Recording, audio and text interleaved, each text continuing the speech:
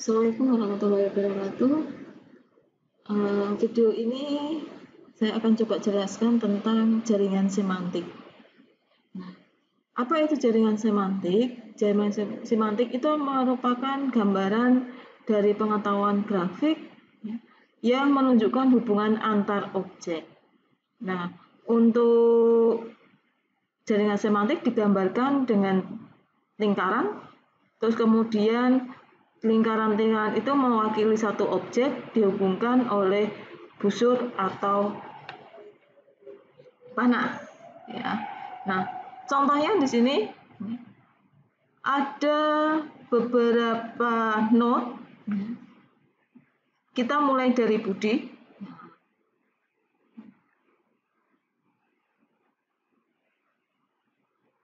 Budi ini mempunyai hubungan dengan node-node lain, ya, membentuk satu jaringan. Budi itu pergi ke sekolah, sekolah itu masuk pagi. Ya. Budi naik sepeda, ya. Sepeda itu mempunyai roda, roda tersebut jumlahnya 2. Nah, sepeda Budi itu berwarna merah. Ya. Kemudian Budi itu saudaranya Ani. Ani punya baju, baju tersebut berwarna merah. Nah, warna merah ini tidak boleh ada node lagi karena atau node kembar, ya. Harus ada satu yang mempunyai objek yang sama. Budi saudara Ani, Ani adalah wanita. Wanita tersebut wanita adalah makhluk hidup. Ya. Budi seorang laki-laki, laki-laki adalah makhluk hidup. Budi membaca buku, buku tersebut berjudul Si Kancil itu adalah binatang, binatang itu adalah makhluk hidup. Nah, jadi semua objek yang pada lingkaran itu dihubungkan dengan node, dihubungkan dengan busur, di mana itu membentuk satu jaringan yang saling berhubungan antara satu node dengan node yang lain. Di sini ada satu soal. Nah, di sini silahkan Anda buat, ya, Anda gambar, ya, kemudian nanti difoto, masukkan ke dalam kolom tugas. Ya, ada 2. Tidak perlu, kalau mau dibuat-buat silahkan, digambar, difoto juga tidak apa-apa. Yang penting tulisannya bisa saya baca, gitu ya. Nah, terus kemudian ada objek atribut nilai atau kita sebut sebagai objek atribut value. OAV. Objek itu merupakan bentuk suatu fisik atau konsep di mana atribut itu adalah karakteristik atau sifat dari objek tersebut. Nah, sedangkan value itu merupakan besaran atau nilai atau takaran spesifik dari atribut pada situasi tertentu. Dapat berupa numerik, string, atau boolean. Sebuah objek dapat memiliki beberapa atribut. Bisa disebut OAV, multi atribut. Contohnya adalah seperti ini.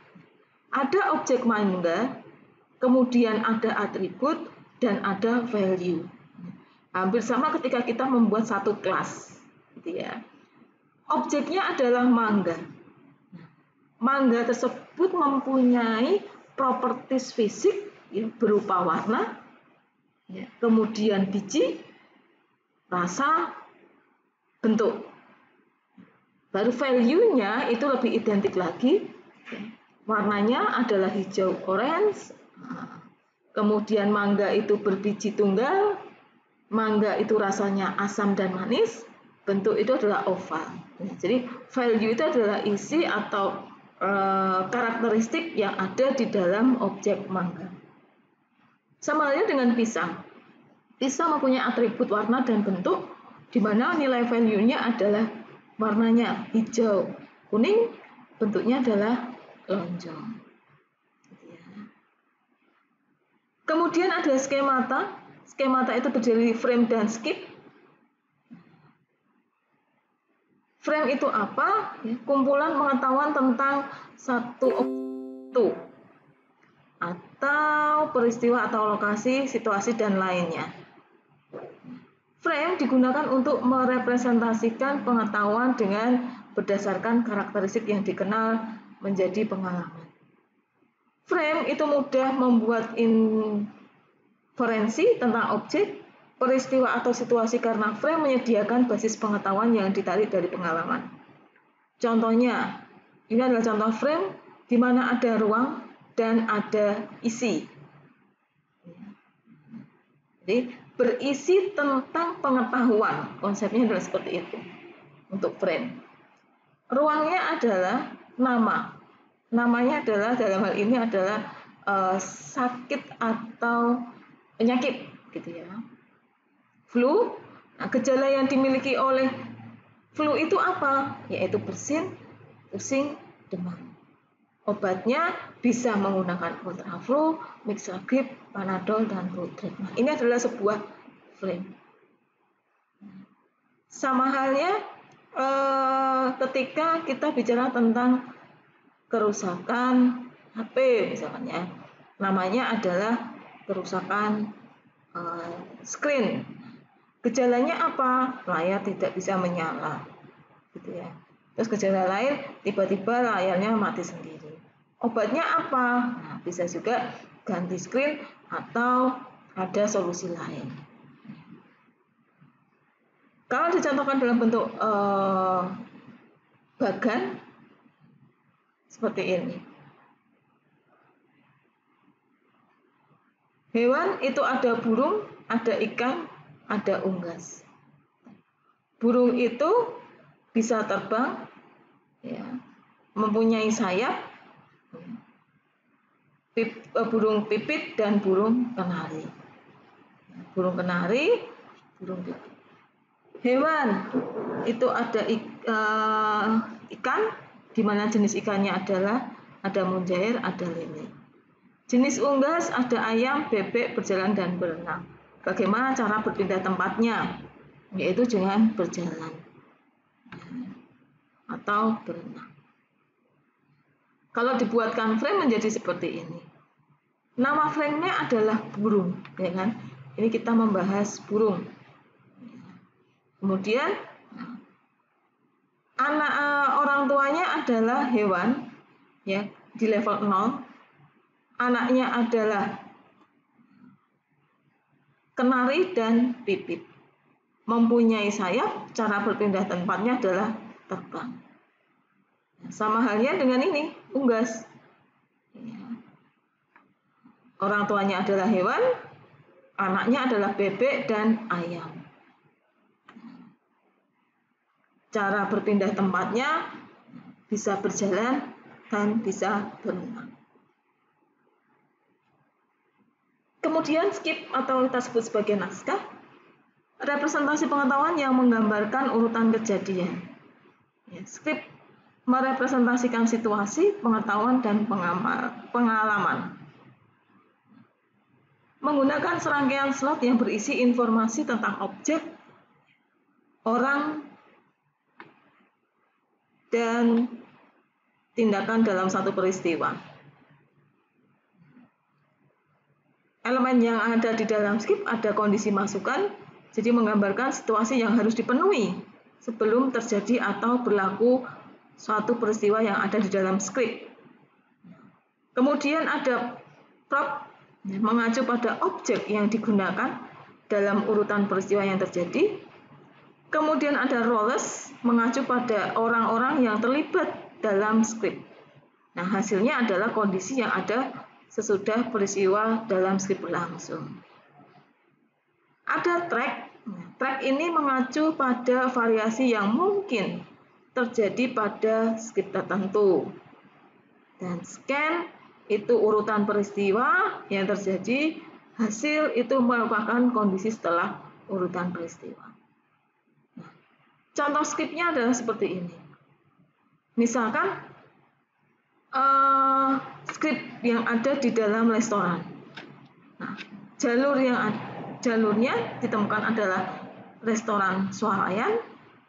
Nah, di restoran swalayan itu yang berperan adalah tamu pelayan.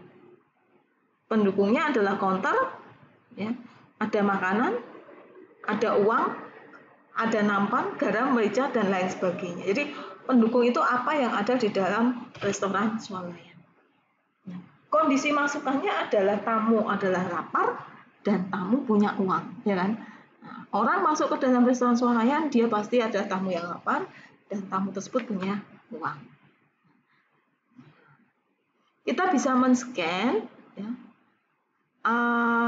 adegan yang ada di atas. Ya. Yang pertama adalah tamu datang dulu, dia parkir mobil, ya. Terus kemudian tamu itu masuk ke dalam restoran. Nah, ketika ada di kasir, ya, tamu tersebut adalah antri, kemudian membaca menu, mengambil keputusan apa yang akan dipesan. Nah, itu kan kejadian runut ya, sampai dengan menu pemesanan. Menu apa ini? Membaca menu dan mengambil keputusan tentang apa yang akan dipesan. Adegan yang kedua adalah dia melakukan pemesanan, ya, yaitu tamu memberikan pesanan kepada pelayan. Kemudian pelayan mengambil pesanan dan meletakkan makanan di atas bagi. Tamu membayar. Ini kondisional ya, bagaimana restoran swalayan bagaimana melayani tamunya. Kemudian prosedur makannya, tamu mengambil serbet dulu, ya, kemudian mengambil sedotan, garam dan lain-lain, membawa bagi makanan ke meja yang kosong dan makan dengan cepat. Nggak perlu cepat-cepat ya, tamu makan gitu aja ya. Terus kemudian adegan scene 4 adalah pulang. Jadi tamu membersihkan meja, bukan berarti harus diberesin enggak, ya. Tapi memang budaya di barat itu memang ketika akan seorang customer selesai makan ya harus diberesi, ya, apalagi restoran-restoran yang sifatnya adalah junk food. Ya. Tapi kalau Indonesia masih sulit. Ya. Kalau selesai makan ya sudah, kotorannya ditinggal di meja. Nah, mungkin yang diterapkan di sini adalah yang di luar, ya. Atau mungkin Indonesia masih larang belajar. Tamu membersihkan meja, tamu membuang sampah, ya, meninggalkan restoran, tamu naik mobil dan pulang. Nah, di sini mungkin ada adegan-adegan yang perlu bisa ditambahkan atau tidak. Hasil dari berangkat ke restoran, ya kan? Jadi dari mulai berangkat datang ke restoran, kemudian memesan, ya, sampai dengan selesai makan, hasilnya apa yang didapat? Nah, hasilnya tamu merasa kenyang. Ya. Uang tamu jadi habis, bukan habis ya, tapi berkurang mungkin ya. Nah, bisa juga tamu itu merasa senang, ya, tamu itu merasa kecewa, atau tamu bisa juga sakit perut. Ya. Nah, di sini ada soal latihan. Silakan Anda buat representasi pengetahuannya dengan menggunakan skip. Ya. Silakan Anda kerjakan, ya, sama seperti tugas sebelumnya. Silakan ditulis di tangan, difoto, ya, kirimkan ke saya, ya, ke @moodle. Mulai dari yang pertama adalah pergi menonton bioskop. Apa yang dilakukan? Skip apa saja yang dilakukan. Ya, mulai datang sampai dengan hasil yang diperoleh ketika dia selesai menonton. Kemudian membuat program penjumlahan 2 bilangan, belanja di supermarket, dan lain sebagainya. Nah, satu mahasiswa silakan pilih 3 representasi pengetahuan yang ada di slide ini. 3 dari 7 representasi pengetahuan. Buatlah representasi pengetahuan menggunakan frame untuk menggambarkan rumah sendiri. Ya. Silakan Anda juga pilih, ya. Pilih 3 dari 7 pilihan yang ada. Digambar, kemudian difotokan ke saya. Yang selanjutnya adalah representasi logika. Ya. Ilmu untuk berpikir dan menalar dengan benar sehingga didapatkan kesimpulan benar atau salah. Nah, tujuan dari logika ini adalah memberikan aturan penalaran sehingga orang dapat menentukan apakah kalimat itu bernilai benar atau salah. ada true, ada false. Dalam proporsional logik fakta dilambangkan dengan simbol P, H, dan R. Operasi logikanya seperti ini. And, or, not, implicit.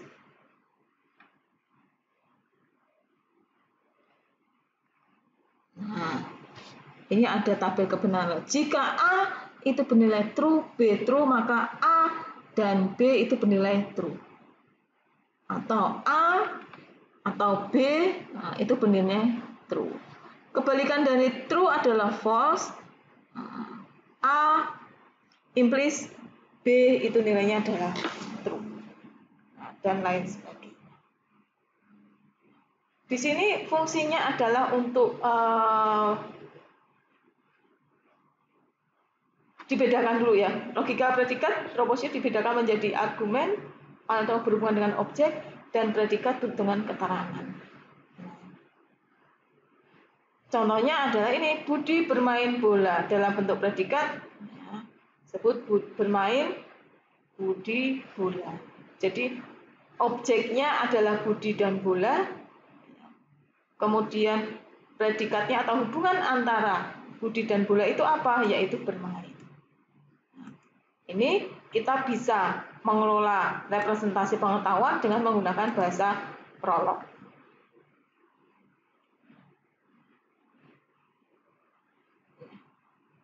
Ini adalah contoh predikat logika predikat di mana ada Kamarudin. Kamarudin mempunyai anak Andika, Atika, Agus. Agus mempunyai anak Susi. Atika mempunyai anak Anjar dan Soleh. Andika memiliki anak Rika. Nah, demikian untuk penjelasan video kali ini. Silakan dikerjakan tugasnya. Waktunya adalah 5 hari, gitu ya. 5 hari mulai dari sekarang. Oke, saya tutup. Terima kasih. Wassalamualaikum warahmatullahi wabarakatuh.